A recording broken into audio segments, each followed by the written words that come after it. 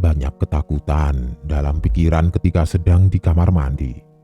Seringkali memaksa diri untuk lekas selesai karena merasakan ada yang aneh. Padahal mungkin hanya pikiran jelek saja. Tapi bisa juga terjadi beneran kan? Simak cerita kali ini tentang hantu di kamar mandi dari akun Twitter @bristory. Berjudul asli Hantu di Kamar Mandi. Selamat menyimak kalau kalian berani.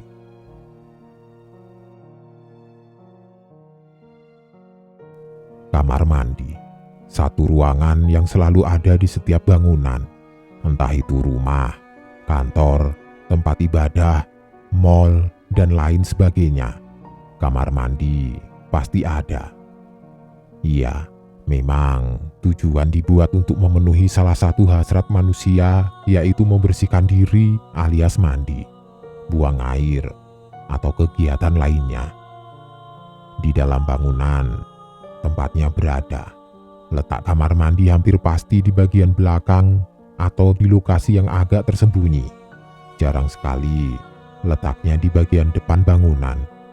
Hampir tidak ada kan?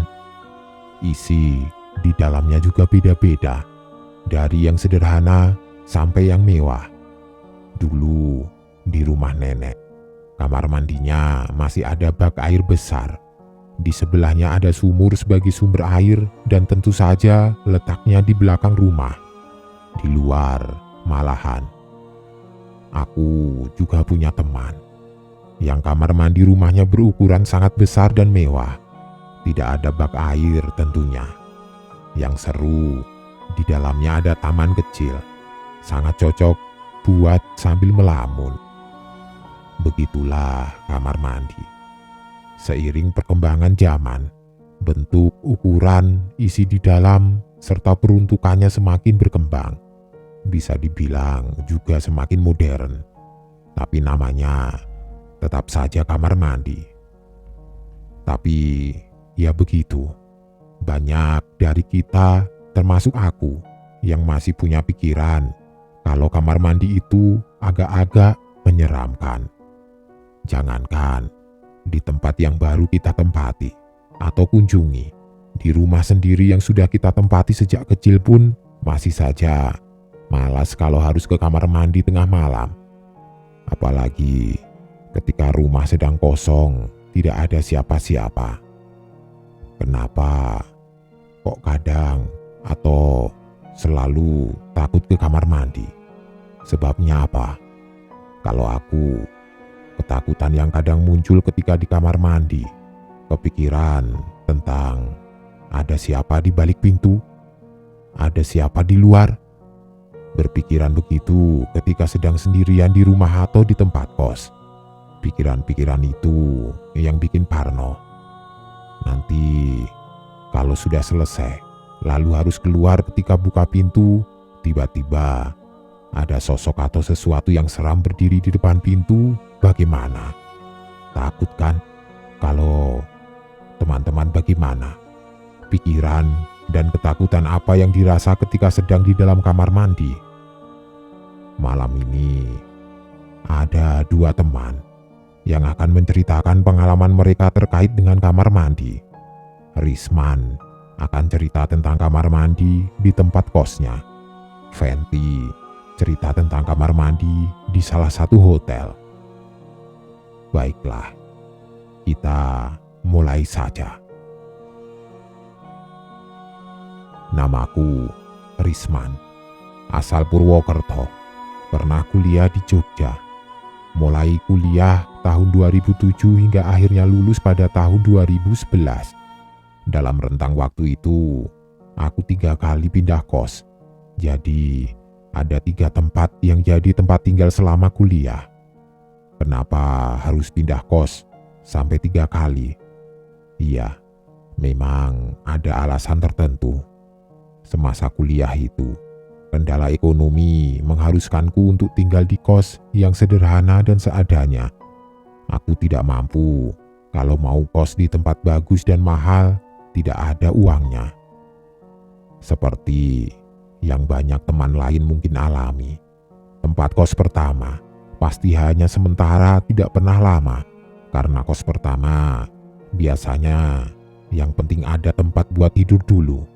Atau sementara sambil nyari yang lebih bagus. Begitu kan? Iya, sama. Aku juga begitu. Tapi walaupun kere, aku juga punya keinginan untuk tinggal di kos yang nyaman, tidak gembel-gembel amatlah. Dengan pikiran seperti itu, setelah tersiksa dengan keadaan di tempat pertama, akhirnya aku dapat kos yang lebih mendingan. Tempat kos kedua ini di daerah Kaliurang. Kos murah dan sederhana, namun bersih dan cukup nyaman. Bentuknya rumah bertingkat memanjang ke belakang. Isinya ada sekitar 15 kamar saling berhadapan. Semua kamar hanya terisi meja dan tempat tidur. Lalu, kamar mandinya di mana? Ada 4 kamar mandi, berukuran sedang yang letaknya di paling belakang bangunan. Semuanya masih mengandalkan bak air dan gayung, tidak ada shower pancuran. Gambarannya seperti itu kira-kira. Namanya juga kos sederhana dan murah. Jangan harap suasananya cerah terang benderang. Kos ini kelihatan sedikit kusam dan temaram di kala malam. Begitu juga dengan kamar mandinya. Seperti yang sudah aku bilang tadi, kamar mandinya tidak kecil, masing-masing berukuran sekitar 3 kali 3 meter dengan bak air di dalamnya. 4 kamar mandi berjajar dari kiri ke kanan. Penerangan di dalam hanya dari lampu 5 watt, sama sekali tidak terang. Kalau kata teman-temanku, yang penting masih kelihatan, aman. Begitu. Ya sudah, namanya juga terkendala dengan budget. Aku harus terima. Oh iya, satu lagi. Bak air di kamar mandi warnanya gelap. Bukan karena jarang dibersihkan, tapi memang dicat warna gelap. Jadi airnya kelihatan gelap juga. Padahal sebenarnya bersih. Kenapa aku cerita tentang bak ini? Karena nanti ada kisah tersendiri. Lalu waktu pun berjalan. Menjalani hari tinggal di tempat kos itu. Awalnya tidak pernah merasa ada keanehan atau kejanggalan apapun juga. Walaupun beberapa kali merasakan keanehan khususnya di kamar mandi. Tapi aku tidak pernah memikirkannya lebih jauh. Belum. Aku termasuk orang yang penakut, parnoan. Jadi kalau sekiranya sedang merasa ada yang aneh atau menyeramkan, akan berusaha keras untuk mengabaikan dan mengalihkan pikiran ke hal lain. Tidak mau tenggelam dalam ketakutan karena overthinking. Di kos ini, awalnya sudah beberapa kali mengalami kejadian yang agak sedikit mengganggu, tapi masih belum masuk ke tahap menyeramkan. Jadi aku masih bisa dengan mudah mengabaikan. Seperti contohnya begini, ketika sedang mandi, tiba-tiba lampu kamar mandi mati. Tentu saja jadi gelap. Itu terjadi ketika awal-awal aku tinggal di situ, jadi kemungkinannya teramat kecil kalau ada teman kos yang jahil mematikan lampu. Tidak mungkin, karena waktu itu kami belum terlalu akrab. Lalu beberapa belas detik kemudian lampunya menyala lagi. Kejadian seperti ini beberapa kali terjadi. Contoh lagi, pada suatu hari ketika sedang mengguyur badan menggunakan gayung, ketika sedang biur, tiba-tiba aku mendengar suara orang yang berdehem. Seperti itu. Kaget, iya, karena kedengarannya bukan dari luar, tapi dari dalam. Makanya kalau kita mandi pakai gayung, mata selalu terpejam ketika sedang mengguyur air dari atas kepala. Nah, aku takut. Kalau ketika buka mata setelah terpejam tiba-tiba ada wajah seram di hadapan. Wajah pemilik suara ehem itu tadi. Menyeramkan. Kejadian aneh dan janggal itu. Seiring berjalannya waktu tarafnya semakin meningkat. Perlahan, sedikit demi sedikit, makin lama makin menyeramkan. Di awal tadi, aku sempat membahas tentang bak air. Bak air permanen yang dicat warna gelap. Karena itulah, makanya aku tidak bisa melihat dasar bak dengan jelas. Pada suatu hari, aku pulang malam. Lelah, letih, kurasa setelah bergelut dengan perkuliahan seharian. Seperti biasa, setelah sampai kamar, rebahan sebentar, lalu aku berniat untuk mandi. Gayung berisi perlengkapan sudah di tangan. Handuk melingkar di leher. Sekitar jam 10, aku melangkah ke kamar mandi. Untuk sampai, aku harus melewati 5 kamar, karena kamarku letaknya berada di tengah. Dan sepertinya penghuni kos yang lain sudah tidur, atau malah belum pulang, karena tidak ada kehidupan sama sekali, sepi saja. Ketika sudah sampai di deretan kamar mandi, aku memilih yang kedua dari kiri lalu masuk ke dalamnya. Tidak ada yang aneh. Aku kemudian mandi seperti biasanya, jebur-jebur. Sampai akhirnya ketika hendak melakukan siraman untuk membasuh busa sabun di badan, sesuatu terjadi. Bak air memiliki kedalaman sekitar 1 meter. Waktu itu airnya dalam keadaan penuh. Nah, ketika sedang mengambil air, aku merasa ada sesuatu di dalam bak yang menyentuh gayung. Sepertinya gayung yang sedang aku pegang ini membentur sesuatu. Aku merasa seperti itu. Aku yakin itu. Lalu gayungku itu membentur apa? Sama. Aku juga penasaran. Karena penasaran itulah, aku lalu mendekatkan wajah ke permukaan air dengan tujuan untuk melihat ke dalam bak ada apa di dalam. Bak yang dicat warna gelap ini tentu saja membuatku harus sedikit bekerja keras menajamkan penglihatan, ditambah lampu yang hanya 5 watt. Ketika permukaan air sudah tenang tidak bergelombang lagi, ditambah dengan mata yang sudah terbiasa dan fokus, akhirnya aku melihat sesuatu. Di dalam bak, melihat ada wajah. Sekilas aku melihatnya itu adalah wajah laki-laki yang sama sekali tidak aku kenal. Awalnya masih tidak yakin, lalu terus menatapnya coba memastikan lagi. Ternyata benar. Itu wajah laki-laki. Ada kepala di dalam bak air. Beberapa detik kemudian, aku langsung lari keluar. Ketika melihat wajah itu, akhirnya tersenyum. Sungguh sangat menyeramkan. Peristiwa berikutnya lebih menyeramkan lagi. Terjadi sekitar 6 bulan aku sudah tinggal di situ. Awalnya, aku mendengar kabar kalau salah satu penghuni kos ada yang sakit sudah hampir 1 bulan lamanya. Teman yang sakit ini akhirnya pulang ke rumah orang tua sampai nanti benar-benar sembuh. Aku yang tidak terlalu akrab dengan teman yang sakit ini mendengar selentingan kabar dari penghuni lain tentang penyebab dia bisa sakit lama seperti itu. Katanya dia sakit karena syok. Syok kenapa?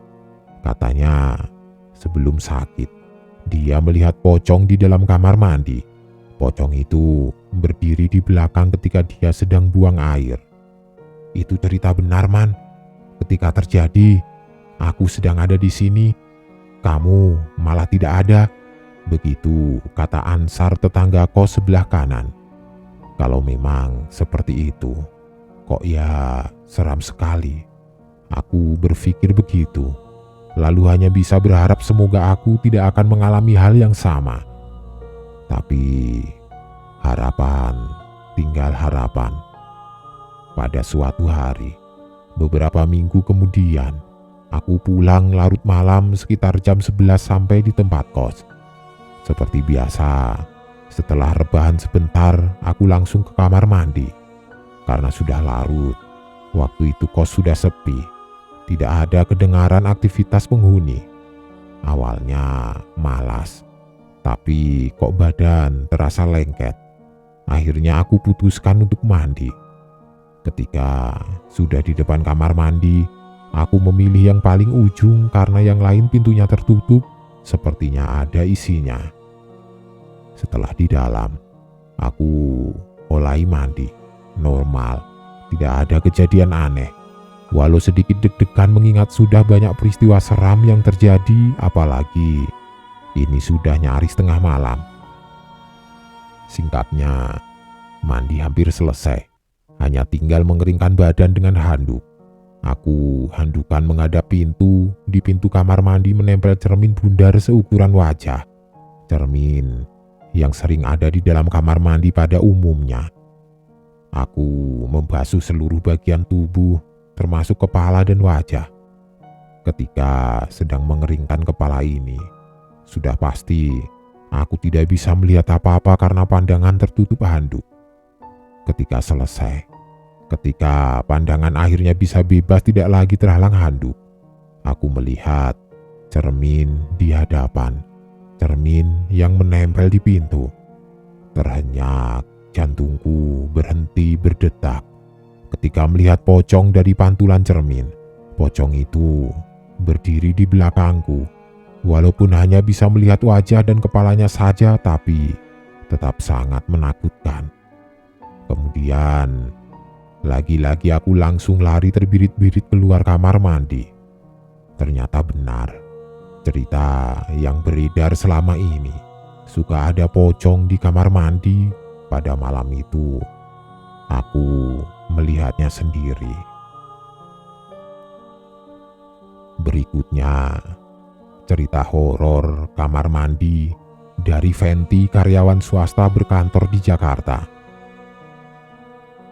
Baiklah, selamat mendengarkan. Namaku Fenty, karyawan swasta berkantor di Jakarta. Perusahaan tempatku bekerja bergerak di bidang jasa konsultan. Klien kami tersebar hampir di seluruh Indonesia. Karena banyak dan tersebarnya klien itulah mengharuskan kami secara berkala mengirim orang untuk mengunjungi klien di luar Jakarta. Salah satu orang itu adalah aku. Iya, jadinya aku sering bertugas ke luar kota.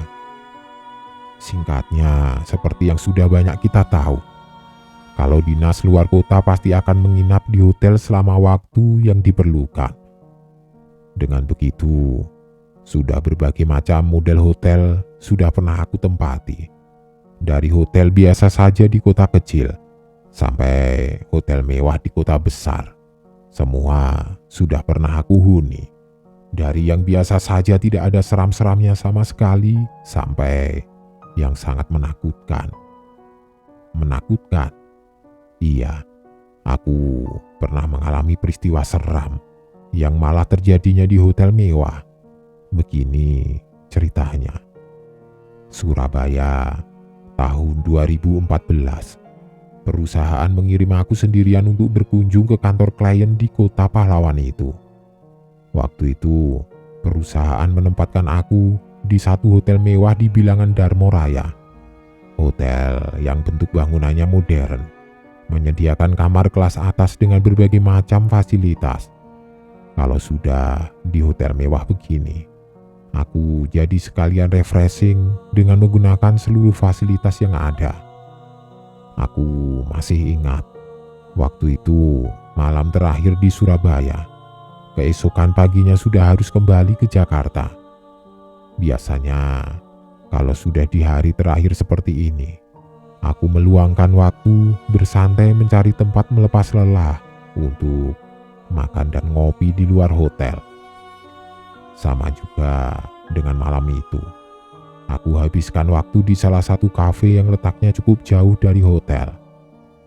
Setelah selesai me time, Aku kembali ke hotel sekitar jam 8. Tidak langsung masuk kamar, tapi terlebih dahulu menggunakan salah satu fasilitas, yaitu gym. Lumayan lama. Sampai jam 10 aku nge-gym. Setelah itu baru masuk kamar. Di dalam kamar, merebahkan tubuh sebentar di tempat tidur, santai menonton TV sambil menunggu bathtub penuh dengan air. Malam itu aku berniat untuk berendam air hangat yang sepertinya akan sangat nikmat terasa setelah lelah beraktivitas seharian. Setelah bathtub penuh, aku pun masuk ke kamar mandi. Kamar mandi di kamarku ini besar. Ada 2 ruangan yang dipisahkan oleh dinding kaca tembus pandang. Ruang pertama berisi 2 wastafel yang di depannya ada cermin besar. Lalu ada kloset juga. Ruang kedua tentu saja berisi bathtub tempatku berendam. Seperti yang aku bilang tadi, berendam air hangat setelah lelah berkegiatan adalah percikan surga. Nikmatnya tiada tara. Tapi ternyata hanya sebentar. Mungkin hanya 15 menit aku menikmati berendam air hangat. Karena berikutnya aku mulai merasa ada keanehan. Ketika sedang berendam sambil memejamkan mata, tiba-tiba aku mendengar sesuatu. Sesuatu seperti ada suara perempuan sedang berbisik persis di telinga. "Bangun!" Suaranya seperti itu. Tentu saja aku kaget. Suara siapa itu? Mungkin tadi sebentar ketiduran dan bermimpi. Aku masih coba untuk berpikir positif. Lalu aku menenggelamkan wajah, membasahi kepala dengan air hangat. Beberapa detik kemudian, ketika kepala sudah muncul di permukaan, tentu saja aku harus membasuh wajah menyeka air. Saat itulah aku terhenyak kaget ketika penglihatan masih belum sempurna karena masih ada air di wajah. Tidak secara langsung, tapi aku melihat ada sosok yang sedang berdiri di balik dinding kaca, berdiri di depan wastafel. Sosok perempuan, rambutnya panjang.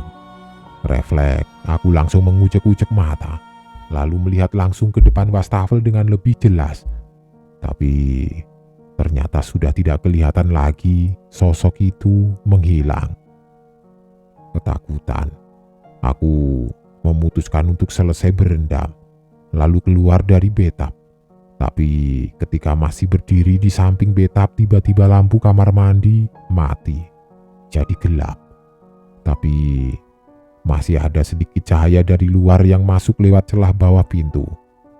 Semakin ketakutan, aku lalu cepat-cepat handukan berniat untuk langsung keluar kamar mandi. Ternyata tidak semudah itu. Dalam remangnya cahaya, aku merasa sepertinya aku sedang tidak sendirian.